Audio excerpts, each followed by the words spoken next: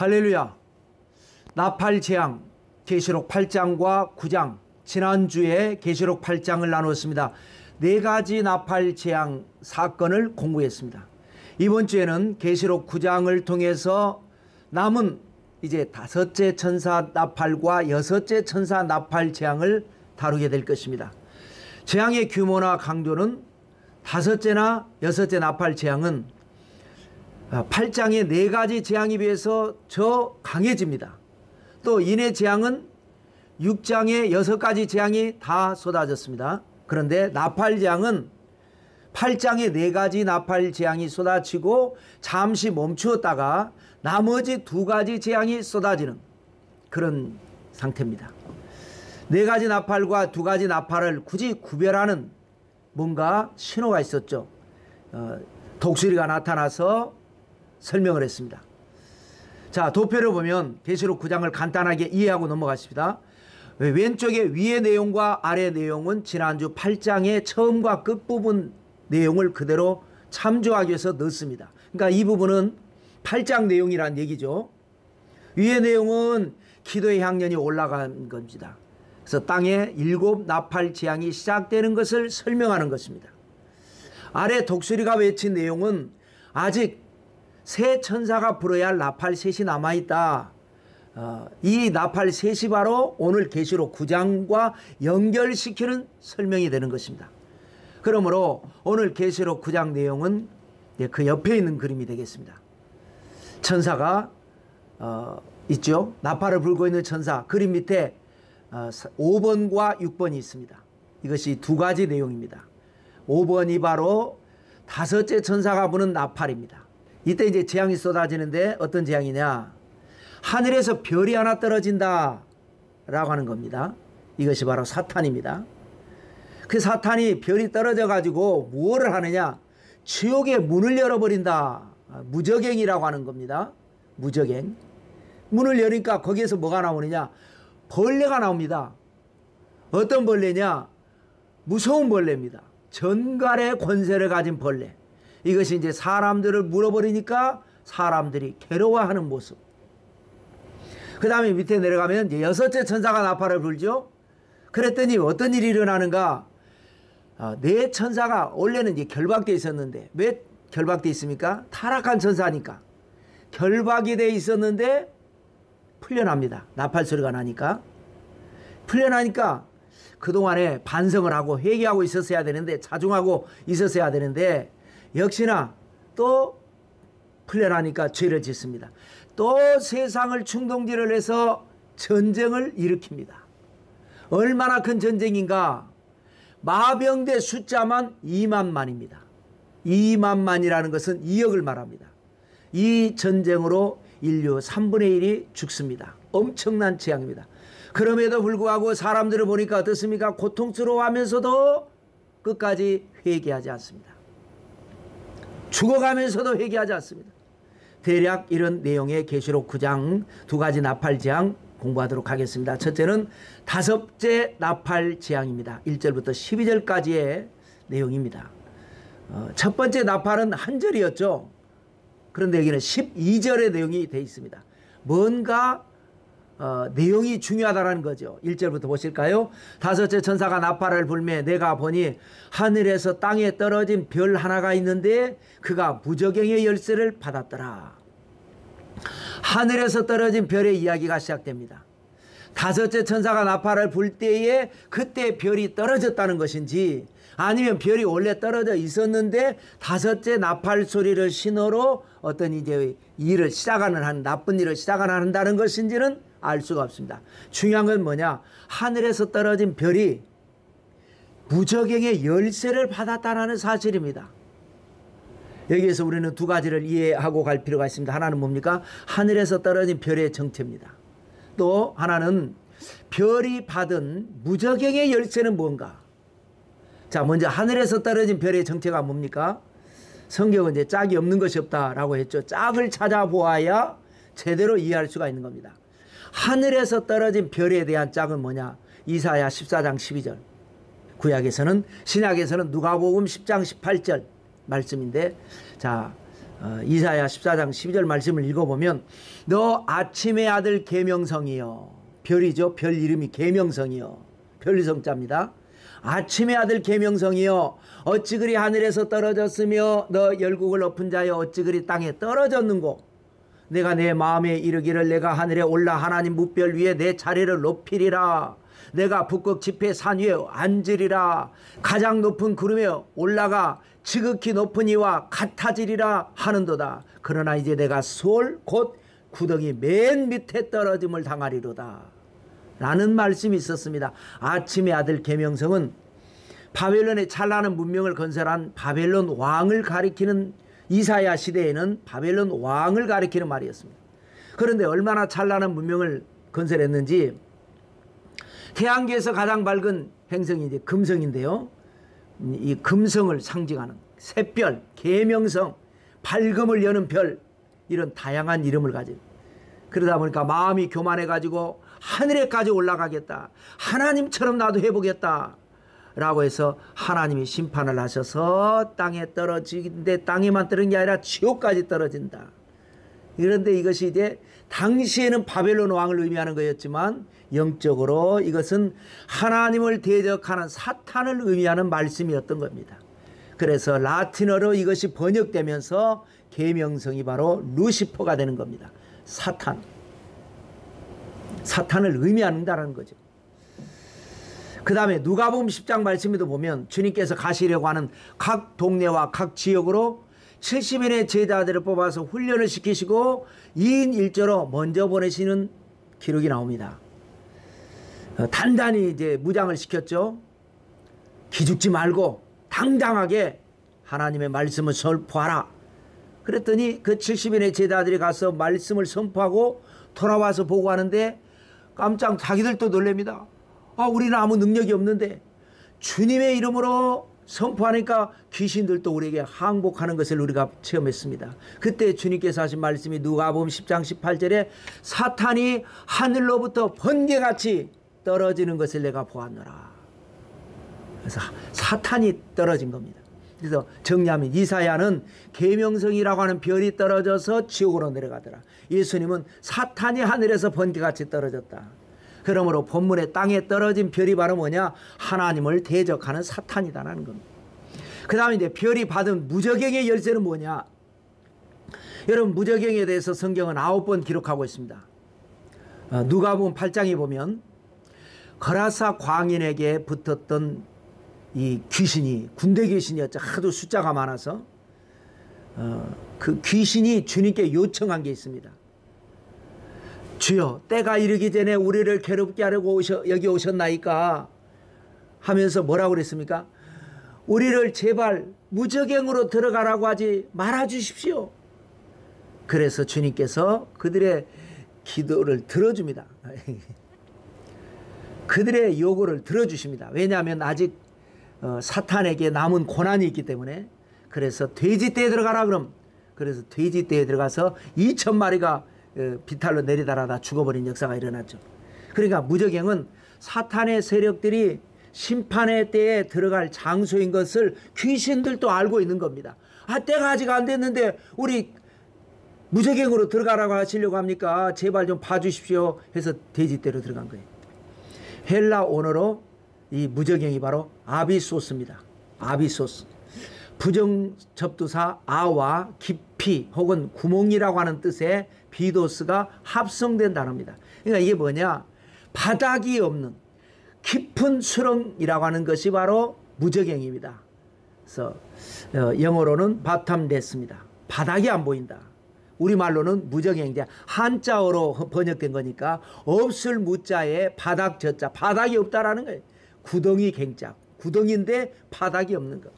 자, 2절 보실까요? 그가 무저갱을 여니 그 구멍에서 큰 화덕의 연기 같은 연기가 올라오매 해와 공기가 그 구멍의 연기로 말미암아 어두워지며 그랬습니다.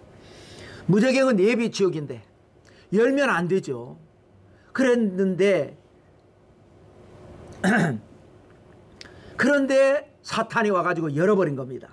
그랬더니 그 구멍에서 엄청난 연기가 나오는데 보통 연기가 아닙니다. 그 연기 때문에 태양이 어두워지고 공기가 오염되고 핵폭탄이 터지면서 버섯구름이 태양을 가린 것보다도 더 엄청난 무서운 연기가 새 나오는 겁니다. 현재 인류가 알고 있는 과학적 상식으로 무저갱은 블랙홀로 생각해 볼 수가 있습니다. 블랙홀은 1789년에 영국의 존 미첼과 프랑스의 라플라스라고 하는 두 사람에 의해서 처음으로 제기가 된 이론입니다. 근데 이게 블랙홀이라고 하는 게 뭐야 도대체? 뭐 이 우주에 있는 건데 막 다 빨아들여 버린다는 거죠. 그런데 100여 년의 세월이 지나고 난 뒤에 아인슈타인 박사가 상대성 이론을 발표하면서 이것을 입증을 했습니다. 중력이 너무 커가지고, 중력이라는 게 뭐죠? 빨아당기는 거죠. 지구가 중력이 있으니까 사람이 지구에 붙어 있는 겁니다. 우주 공간을 돌아다니는 것인데 떨어져 나가지 않고 지구가 사람을 당기니까, 물체를 당기니까. 그런데 이 블랙홀은 엄청난 중력이 있습니다. 물체만 빨아다니는 것이 아닙니다. 빛도 빨아들여 버립니다. 그러니까 블랙홀은 관측할 수가 없어요. 주변에만 가면 모든 것이 다 빨려 들어가니까 관측을 할 수가 없어요. 그런데 뭔가가 빨려 들어간 것만 느끼는 거죠. 그래서 과학이 발달하면서 최근에 와서 블랙홀을 관측한 영상이 일반에 공개가 된 겁니다. 모든 걸 빨아들이니까. 그래서 이제 이동하면서 남긴 그림자를 통해서 관측을 한 겁니다. 자, 그러면 이 안에 뭐가 있을까요? 블랙홀 안에 모든 게 빨려 들어가는 거니까 남은 것은 불밖에 없는 겁니다. 계속 빨려 들어가고 계속 타니까 엄청난 불덩어리가 되는 겁니다. 그 연기는 상상을 초월하는 독가스를 뿜어낼 것입니다. 집이 불타도요, 우리가 흔히 화재 사고 나면 이렇게 피하고 하지만 피할 수가 없는 것이 먼저 연기가 사람들을 쓰러뜨려 버린 거 아니겠습니까? 이 무저갱에서 엄청난 독가스가 나오는데 그 독가스에서 발생된 희한한 곤충이 나오는데 어떤 곤충인지는 알 수 없지만 인간이 볼 때에 이제 황충으로 생각해 본 겁니다. 메뚜기 황자에 벌레 충자입니다. 여러분, 메뚜기라고 하는 것은요, 종류가 많습니다. 지구상에 2만여 종이 있다고 합니다. 믿어지지 않은데요. 우리나라에는 200여 종의 메뚜기 종류가 있다고 합니다. 여치, 방앗개비, 풀모치, 누리, 황충, 배짱이 이런 것들이 다 그런 건데요. 자, 황충이 어디에서 나온다고요? 3절에 또 황충이 연기 가운데로부터 땅 위에 나오매. 무저갱이 열리면서 엄청난 연기가 나오고 그 연기에 웬만한 생명체는 다 죽는데 그 연기 마시고 만들어진 이 메뚜기과에 속하는 엄청난 때에 황충이 출현을 합니다. 황충은 어떤 권세를 가지고 있습니까? 3절에 보면 그들이 땅에 있는 전갈의 권세와 같은 권세를 받았더라. 전갈의 권세와 같은 권세, 두 가지를 생각해 볼 수 있는데요. 하나는 엄청난 통증입니다. 전갈도 또 한번 우리가 살펴보면 전 세계 1,000여 종의 전갈이 있다고 합니다.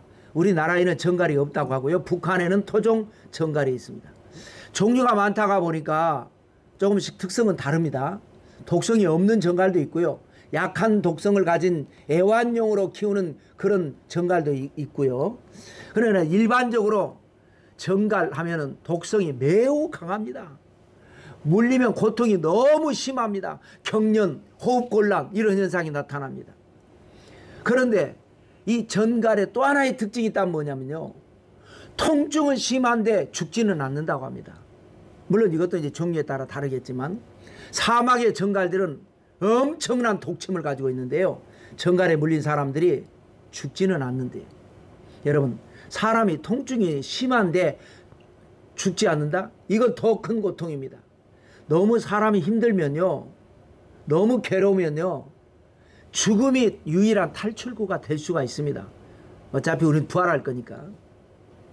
그런데 죽지는 않으면서 고통은 심하다? 인간이 당할 수 있는 고통 중 최악의 고통입니다. 또 이게 황충의 모양을 보시면 황충의 모양이 뭐 별것 있겠습니까? 뭐 메뚜기 모양이겠죠. 그런데 여기 보니까 메뚜기 모양이 아니에요. 그러면 황충이 아니죠. 그런데 왜 성경은 황충이라고 했을까요?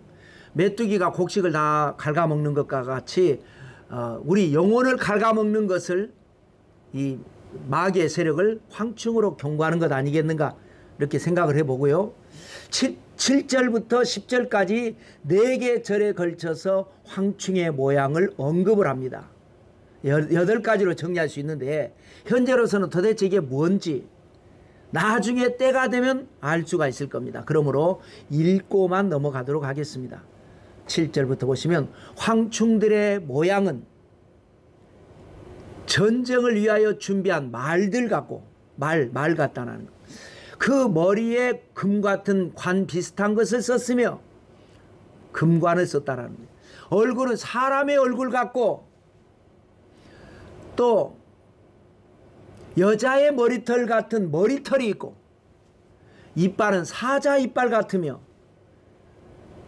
또 철 호신경 같은 호신경이 있고 날개들의 소리는 병거와 많은 말들이 전쟁터로 달려가는 소리 같으며 날개 소리를 내고 그 다음에 10절에 보니까 또 전갈과 같은 꼬리와 쏘는 살이 있어 그 꼬리에는 5달 동안 사람들을 해하는 권세가 있더라. 이렇게 정리해 볼 수 있습니다. 도대체 알 수가 없습니다. 자, 그 다음에 사람들이 당하는 고통은요 5절과 6절인데 그 괴롭게 함은 전갈이 사람을 쏠 때에 괴롭게 함과 같더라. 그날에는 사람들이 죽기를 구하여도 죽지 못하고 죽고 싶으나 죽음이 그들을 피하리로다. 여러분 아까 말씀드린 대로 사람이 너무 괴로우면 극단적인 선택을 할 수밖에 없습니다. 너무 괴로우면요 감당할 수 없으면요. 그런데 문제는 뭐냐, 죽기를 구하여도 죽지 못할 것이다. 죽음이 피할 것이다. 황충이 주는 전갈의 고통을 눈뜨고 당하고 있어야만 합니다. 이 엄청난 역사입니다. 이게 마귀의 역사죠. 자 11절 보실까요? 그들에게 왕이 있으니 무저갱의 사자라. 히브리어는 그 이름이 아바돈이요 헬라어로는 그 이름이 아블루온이더라. 그들에게 왕이 있다. 이게 황충을 다스리는 리더가 있다는 거예요. 대장. 히브리어로는 아바돈, 헬라어로는 아볼루온. 이게 무슨 뜻이냐, 아바돈이나 아볼루온이나 다 파괴자라고 하는 뜻입니다. 하나님은 어떤 분입니까? 창조주십니다. 사탄은요 반대로 파괴자입니다. 결국 인간에게 고통을 주는 것의 배후에는 누가 있느냐? 사탄이 있습니다. 우리 인생의 모든 문제의 배후에는 사탄입니다. 사람들은 흔히 무슨 일이 있으면 하나님 나한테 왜 이런 일이 있습니까? 하나님 탓을 하죠. 아닙니다. 하나님은 창조주시고 복을 주신 하나님이고 파괴하는 것은, 저주하는 것은 사탄이 하는 겁니다. 영적인 논리를 모르기 때문에 사람 탓을 하고 환경 탓하고 제도와 관행 탓을 하는 경우가 많이 있는 것입니다. 베드로전서 5장 8절에 보시면 근신하라 깨어라 너희 대적 마귀가 우는 사자같이 두루다니며 삼킬 자를 찾나니 9절에 너희는 믿음을 굳건하게 하여 그를 대적하라 그랬습니다. 그래서 우리 이 신앙인들은 영적 전쟁을 하는 겁니다. 눈에 보이는 어떤 현상이나 사람과의 관계가 아닙니다. 눈에 보이지 않는 마귀의 역사입니다. 이럴 때 중요한 건 뭐냐, 하나님의 은혜죠. 불행 중 다행으로 무저갱에서 나온 황충이 사람을 고통스럽게 하는데 5달 동안만 괴롭게 한다는 겁니다. 여러분 사람을 절망하게 하는 게 뭐죠? 끝이 보이지 않는 겁니다. 아무리 힘들고 어려워도 아 저기까지만이구나, 언제까지만이구나, 이걸 알면 사람은요 어떻게든지 견뎌낼 수가 있습니다. 그런데 1시간 후의 고통이라도 이 1시간이라고 하는 기간을 모르니까 아이고 언제까지 내가 이런 고통 당해야 되나, 이 좌절하는 것이거든요. 기간을 한정하시는 은혜, 이것이 하나님의 은혜입니다. 또 어떤 은혜가 있습니까? 4절에 보시면요, 4절 이하에 그들에게 이르시되 땅에 풀이나 푸른 것이나 각종 수목은 해하지 말고 오직 이마에 하나님의 인침을 받지 아니한 사람들만 해하라 하시더라. 그러나 그들을 죽이지는 못하게 하시고 5달 동안 괴롭게만 하게 하시는데 그 괴롭게 함은 전갈이 사람을 쏠 때의 괴롭게 함과 같더라. 일단 2가지 은혜가 나오죠. 4절에 이마에 하나님의 인을 쳐주시는 은혜. 황충이 아무리 전갈처럼 찔러대도 끄떡하지 않습니다. 입맞은 사람들은. 입맞지 않은 사람들은 이제 죽어나는 거예요. 이게 이제 중급 은혜입니다. 그 다음에 5절에 뭐예요? 인을 맞지 않는 사람이 이제 고통을 당하는데 5달 동안만 괴롭다라는 거예요. 5달 지나면 또 괜찮은 거예요. 이게 무슨 은혜입니까? 하급 은혜입니다. 그러면 최고의 은혜, 상급 은혜는 뭐라 그랬죠? 이런 환란이 오기 전에 애당초 여기에 없는 사람들, 데려감을 얻은 사람들. 그래서 우리 교회와 성도는 이런 은혜를 받기 위해서 계시록을 공부하는 것입니다. 이 계시록 공부를 통해서 우리가 영적으로 깨닫고 올바른 신앙생활을 잘 해서 하나님 앞에 이 데려감을 얻는 그런 축복 여러분 다 받으시기를 축원합니다. 12절 말씀입니다. 첫째 화는 지나갔으나 보라 아직도 이후에 화 둘이 이르리로다. 지난번 계시록 8장에서 4가지 나팔장이 끝나면서 잠시 소강 상태가 되고 공중에 날아가는 독수리가 땅에 사는 자들에게 화가 있는데 화가 있을 것이다. 이는 새 천사들이 불어야 할 나팔 소리가 남아 있습니다. 해서 3가지 화인데 오늘 5째 나팔이 불면서 화가 하나 끝난 겁니다. 이제 남은 거 뭐냐? 6째 나팔과 7째 나팔입니다. 인재앙부터 계속 재앙이 있었는데 유독 이 3가지 재앙을 비중 있게 화라고 언급한 것은 이때부터가 진짜 그야말로 이제 말세의 본격적인 종말의 재앙이 되는 것입니다. 자, 2번째입니다. 오늘의 마지막이죠. 6번째 나팔 재앙 13절로 21절입니다.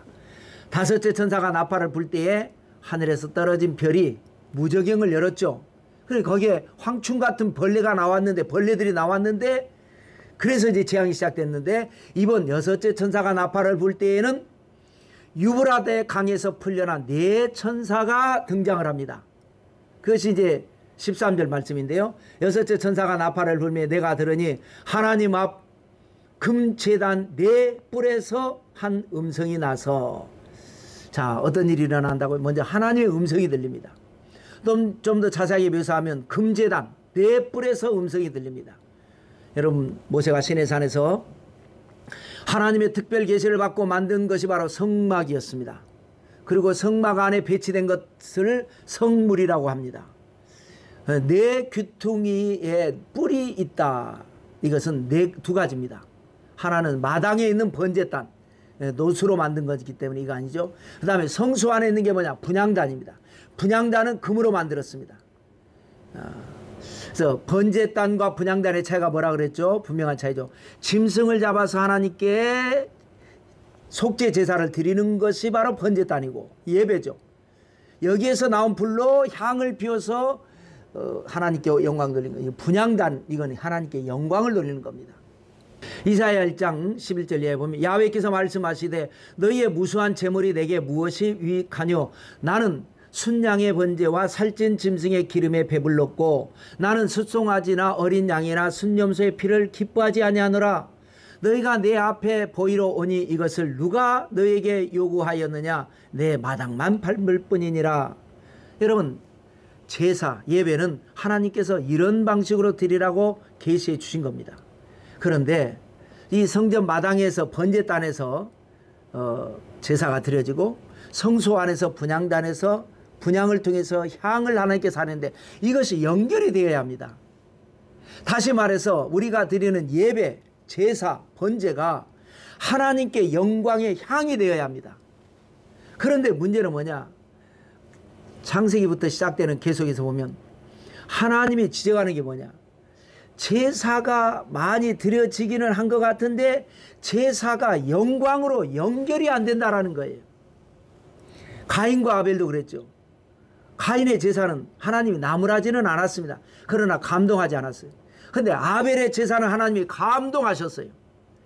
그러니까 가인이 저렇게 예배를 드려야 되는구나 하면 되는데 자기의 예배 습관은 고치지는 않으면서 아벨 동생을 질투를 했습니다. 그래서 죽였습니다. 이것이 이제 하나님이 지적하는 겁니다.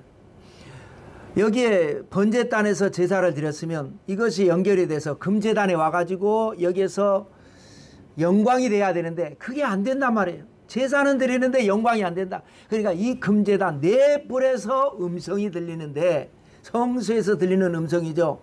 이것이 바로 하나님의 영광을 위한 하나님의 영광된 음성입니다. 14절에 나팔 가진 여섯째 천사에게 말하기를 큰 강 유브라데에 결박한 네 천사를 놓아주라 라고 하는 겁니다. 유브라데가 이 성급이 되죠. 여섯째 나팔을 가진 천사는 자기가 나팔을 불어서 자기가 하나님의 지시를 받습니다. 어떤 지시입니까? 유브라데에 결박한 네 천사를 놓아주라. 그래서 이 유브라데 강이 어떤 강이냐, 의미가 있습니다. 거기에 네 천사가 결박되어 있었다라는 거예요. 네 천사에 대해서는 다음 대지에서 다루겠지만, 네 천사가 결박되어 있던 큰 강 유브라데는 어떤 곳이냐, 창세기 2장까지 거슬러 올라가야 합니다. 창세기 2장 10절에 보면 에덴 동산에서 4개의 강이 있는데, 그 에덴에서 흘러나와 동산을 적시고 거기서부터 갈라져 4근원이 되었다. 그래서 첫 번째 강이 비손강, 그 다음 기온강, 세 번째로는 히데겔강, 그리고 네 번째가 유브라데 강이다 라고 말씀을 합니다. 그러니까 에덴 동산에서도 유브라데 강이 있었다라는 거예요. 근데 에덴 동산에 사람들이 쫓겨나면서 이제 인류의 삶이 시작이 됐죠. 그 이름하고 비슷한 똑같은 것이 바로 인류 최초로 도시를 건설한 사람 사냥꾼 니무롯이 있었습니다. 그가 도시를 건설한 곳이 바로 유브라데 강을 중심으로 8개의 도시를 건설합니다. 물론 이제 에덴의 유브라데와 니무롯이 이 도시를 건설한 유브라데 강이 같은 것인지는 알 수가 없지만 하여튼 이름이 같습니다. 이 니무롯이 건설한 도시는 어떤 도시입니까? 하나님을 대적하고 사람을 억압하는 도시였습니다. 또 하나님께서 아담을 창조하실 때 온천하에 흩어져서 땅을 정복하고 다스리라 라고 말씀하셨는데, 인류는 온 땅을 다스리려면 흩어져야 되는데 흩어지지 않기 위해서 바벨탑을 쌓다가 심판을 받습니다. 그래서 언어가 혼잡게 되고 결국 언어가 같은 사람들끼리 흩어졌는데, 그때 그 바벨탑을 쌓았던 것이 바로 유브라데 강이 있는 곳입니다. 또 세월이 지나서 하나님께서 한 인물을 선택하셔서 언약을 맺으시는데 바로 아브라함입니다. 갈대아 우르에서 살고 있는 아브라함에게 너는 너의 본토 친척 아비집을 떠나 내가 내게 지시할 땅으로 가라 했습니다. 그 갈대아 우르가 바로 메소포타미아 지역이고 거기가 바로 유브라데 강이 있는 곳입니다. 또 많은 세월이 흘러서 이 지역에서 아주 특출난 한 인물이 나오는데 바로 바벨론의 느부갓네살 왕입니다. 신바벨론 제국을 세워서 주변 나라를 초토화시키고 남한국 유다를 결국은 멸망시킨 정복자 느부갓네살. 그 느부갓네살이 세운 도시가 바로 거기가 바로 유브라데 강이 있는 곳이고요. 또 그것을 멸망시키고 세운 나라 페르시아도 바로 같은 지역이 되겠습니다. 그래서 이란, 오늘날의 이란, 이라크가 있죠. 중동 지역에 아주 세계사적으로 잠재력을, 폭발력을 가지고 있는 나라인데, 지역적으로 보면 이란이 바로 페르시아고 이라크가 바로 바벨론입니다. 근데 아직까지 잠잠하고 있죠. 하나님께서 다 이렇게 붙들고 계시기 때문에 그렇습니다. 만약에 뭔가가 이게 풀리게 되면 엄청난 충돌이 일어날 수 있는 이런 영적인 배경이 있습니다. 그런 유브라데 강에 결박한 천사들이 있었다. 여러분, 천사 하면 우리는 신령스러운 존재로 하나님의 사자, 좋은 이미지를 가지고 있지만 꼭 다 그렇지만 않습니다. 그 타락한 천사들이 있습니다. 여기 이제 결박되어 있었다라고 하는데요. 베드로후서 2장 4절 보면 하나님이 범죄한 천사들을 용서하지 아니하시고 지옥에 던져 어두운 구덩이에 두어 심판 때까지 지키게 하셨으며, 그래서 범죄한 천사들을 결박해 놓았다라는 말씀이 있죠. 유다서 1장 6절에도 또 자기 지위를 지키지 아니하고 자기 처소를 떠난 천사들을 큰 날의 심판까지 영원한 결박으로 흑암에 가두셨으며, 그래서 천사들을 하나님이 가두어 두셨다는 말씀이 나오죠. 그런데 네 천사인데 여기에 처음 등장한 게 아니죠. 계시록 7장 7인 재앙의 추가 사건으로 14만 4천 인을 칠 때에 그때 네 천사가 등장한 적이 있었습니다. 그 천사들은 어떤 천사냐? 땅을 해롭게 할 권세를 가지고 땅의 사방의 바람을 붙잡아서 불지 못하게 하는 천사들이었습니다. 그런데 여기 또 네 천사가 등장하는데 이들은 누구냐? 15절에 볼까요? 내 천사가 놓였으니 그들은 그 년, 월, 일, 시에 이르러 사람 3분의 1을 죽이기로 준비된 자들이더라. 그 년, 월, 일, 시 이건 뭐냐? 아무도 모른단 말입니다. 하나님만이 아시는 몇 년, 몇 월, 며칠 그거를 말하는 거예요. 사람 3분의 1을 죽이기로 준비된 자들, 이 바로 내 천사들입니다. 끔찍하죠. 사람 한 명이 죽어도 우리는 충격을 받습니다. 맨날 며칠 심하면 밥도 못 먹고 잠도 못 자는 경우도 있습니다. 내가 아는 사람, 내 옆에서 누구 한 사람이 어떤 사고로 죽으면 충격을 받습니다. 그런데 인구 3분의 1을 죽이는 천사들입니다. 엄청난 재앙입니다. 여기에 준비된 자들이라고 하는 표현이 섬뜩합니다. 그래서 하나님은 유브라데 강에다가 결박을 시켜놓은 것 같아요. 사고 치지 말으라고. 그런데 여섯째 나팔이 불리면서 결박이 풀려버립니다. 그래서 준비된 내 천사들이 사람 3분의 1을 죽이는데 어떤 방법으로 죽일까요? 바로 전쟁입니다. 2억의 마병대를 일으키는 전쟁. 여러분, 마병대가 뭡니까? 기마부대, 말 타는 부대. 언제나 그렇습니다. 이 일반 병보다 마병대가 훨씬 숫자가 적죠. 그런데 16절에 보니까 마병대의 수는 2만 만이니 내가 그들의 수를 들었노라. 요한이 환상 중에도 이 기마 부대를 보고 놀라가지고 병력이 얼마나 되는가 궁금해서 가만히 병력 보고하는 소리를 들어보니까 2만 만이라는 거예요. 사도 요한이 기록한 이 계시록을 기록하던 이 시대는요, 2000년 전입니다. 2000년 후인 지금 우리 시대는 숫자가 많이 발달되어 있습니다. 옛날에는 숫자가 발달되지 않았습니다. 많은 숫자를 셀 필요가 별로 없었습니다. 그래서 적은 수를 반복해서 큰 수를 표현을 했었습니다. 그래서 2만, 만이란 건 뭐냐? 2만 곱하기 만이라는 겁니다. 이것을 오늘날에는 2억이라고 하는 숫자가 되는 겁니다. 그러니까 마병대 숫자만 2억이라는 거예요. 2차 대전 당시에 전쟁에 참여한 모든 전 세계 병력이 1억이 조금 넘는 숫자였습니다. 그 2차 대전의 모든 나라의 군인들 숫자보다 거의 2배에 가까운 숫자가 앞으로 일어날 종말의 전쟁의 마병대 숫자라는 거예요. 17절 보실까요? 이 같은 환상 가운데 그 말들과 그 위에 탄 자들을 보니 불빛과 자줏빛과 유황빛 호심경이 있고 또 말들의 머리는 사자머리 같고 그 입에서는 불과 연기와 유황이 나오더라. 마병대의 모습이 불빛, 자줏빛, 유황빛, 호심경. 호심경은 갑옷인데요. 방어 무기죠. 희한한 물이 번쩍번쩍 한다는 거예요. 그리고 말들의 머리는 사자머리 같다. 말은 그래도 우리가 순하게 볼 수 있지 않습니까? 생기기는 순하게 생겼는데 사자처럼 무섭게 일을 저지르는. 더 중요한 것은 뭡니까? 그 말의 입에서 불과 연기와 유황이 나오더라. 오늘날 현대전에서 불을 뿜는 공격 무기가 많죠. 2000년 전에 요한이 볼 때에 말 같은데 사자 같고 입에서는 불이 나오더라 라고 하는 표현이 바로 오늘날 현대전의 무기를 그렇게 표현한 것 같습니다. 18절에도 보면 이 세 재앙 곧 자기들의 입에서 나오는 불과 연기와 유황으로 말미암아 사람 3분의 1이 죽임을 당하더라 그랬습니다. 말의 입에서 불과 연기와 유황이 나오는 이 유황이 그래서 세 가지로 표현한 거죠. 왜냐? 이 세 가지로 말미암아 사람 3분의 1이 죽기 때문입니다. 이것이 바로 죄성 가진 인간들의 무모한 살육 전쟁입니다. 서로 죽이고 죽으면서 엄청난 재앙을 만들면서도 전쟁을 멈추지 않습니다. 19절입니다. 이 말들의 힘은 입과 꼬리에 있으니 꼬리는 뱀 같고 또 꼬리에 머리가 있어 이것으로 해하더라. 이 말들, 즉 이제 첨단 무기의 치명적 살상력은 어디에 있다고요? 입에도 있고 꼬리에도 있다는 거예요. 이게 뭐예요? 양방형 공격 무기입니다. 또 꼬리는 뱀 같다. 길게 늘어져 있다. 미사일도 길게 늘어져 있죠. 또 꼬리에 머리가 있어서 이것으로 해하더라. 오늘날 미사일 뒷부분에 뭐가 있습니까? 목표 유도 장치가 달려져 있습니다.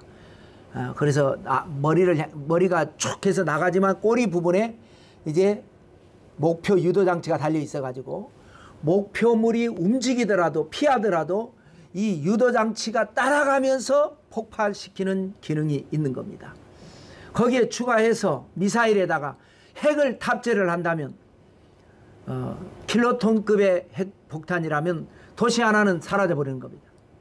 그런데 메가톤급이다. 국가 하나가 없어져 버리는 겁니다. 흔적도 없이 사라져 버리는 겁니다. 자, 그 다음에 여기 보니까 회개하지 않는 사람들이다. 20절입니다.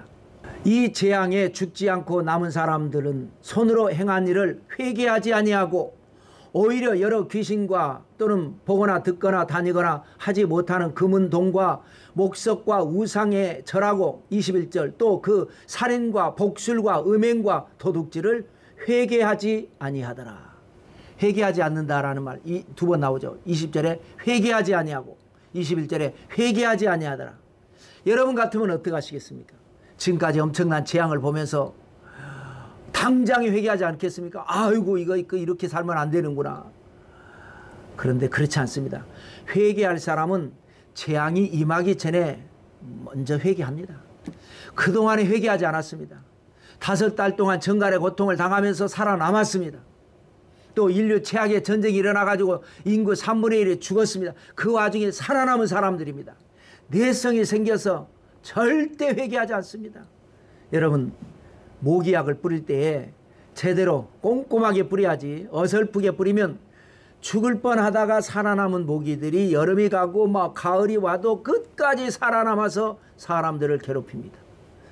여러분, 회개가 뭡니까? 돌이킨다는 의미입니다. 돌이키는 것과 돌이키지 않는 것은 차이가 큽니다. 돌이킨다는 건 뭡니까? 깨닫는다라는 겁니다.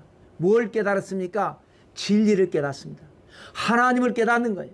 올바름을 깨닫는 거예요. 반대로 돌이키지 않는다는 건 뭐예요? 깨닫지 않는 거예요. 왜 깨닫지 않습니까? 자아에 도취되어 있다는 겁니다. 자아도취가 뭡니까? 자기를 표준으로 삼는 오류입니다. 여러분, 인류의 역사는 처음에는 천동설을 주장했습니다. 하늘이 움직인다고 생각했어요. 해가 동쪽에 있어서 서쪽으로 지닌 거니까요. 그런데 나중에 과학이 발달하면서 해가 움직이는 게 아니라 하늘이 움직이는 것이 아니라 우리가 가지고 있는 우리가 속한 이 지구가 자전과 공전을 태양을 가만히 있고 태양을 향해서 지구가 움직이는 것이구나. 이 지동설, 천동설이 있었습니다. 폴란드의 천문학자 코페르니쿠스가 지동설을 주장했죠. 아무도 그 이론을 믿어주지 않고 관심조차 기울이지 않아서 말도 안 되는 소리 아닙니까? 그때 당시는 해가 분명히 해가 동쪽에 있어서 서쪽에서 지는데 뭘 우리가 움직인다고 하느냐.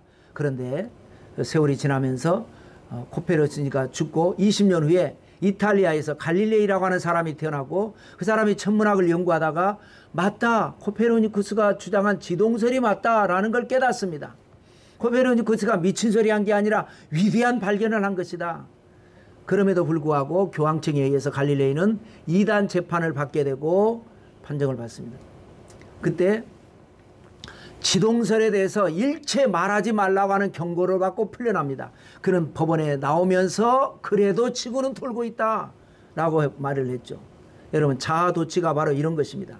자기 중심적 사고, 태양을 중심으로 내가 돌면서 나를 중심으로 태양이 움직이고 있다고 착각하는 겁니다.